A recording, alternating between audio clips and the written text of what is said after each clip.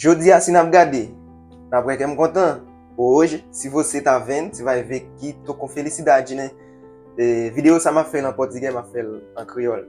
Esse vídeo vou fazer ele na minha língua e em português. Vai dar mais um pouco de trabalho, mas vou tentar. Por que ça que me contando Jodi? Por que tô feliz? Parce que Jodi vou rencontrer mamãe.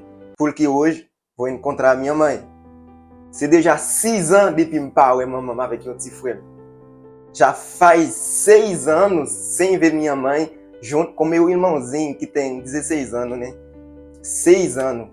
6 anos. Bon, nous déjà connaissons maman qui ou pas vivre contre maman, on commence à y mais je dis à qui fait 6 ans. Yeah, moi déjà 6 ans depuis que je parle maman. Bon, je dis à maman m'a entré ici là, si n'a bien gardé n'a que m'a préparé manger qui était pour maman avec tout petit frère nan. Se você está vendo aí, estou preparando um almoço para deixar para minha mãe, junto com meu irmãozinho. E por me dizer que mamãe para Tahiti, mas mamãe para vivre au Brésil. Mamãe m'a rentré aujourd'hui là côté nan, pas de chance pour aller chercher le São Paulo, même te fait uns amis aller récupérer pour me mettre dans bus pour le voler pour moi. Tout chi, en plus respect pour frère. Mais se lever grand matin pour moi voler il est mettre dans bus pour me presque arriver. M'a préparé pour manger à fête e é isso então. 6 anos sem ver minha mãe, hoje ela vai chegar. Então eu tô preparando um almoço porque ela vai chegar daqui a pouco, né? Preparando almoço para deixar para ela, falar para você.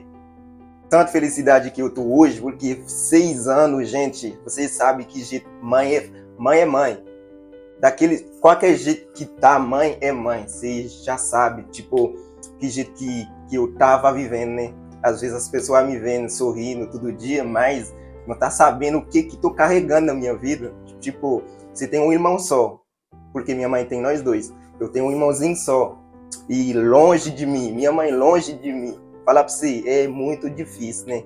Mas graças a Deus, vou ver minha mãe, vou ficar muito feliz. Falar pra você, só agradeço com Deus mesmo, porque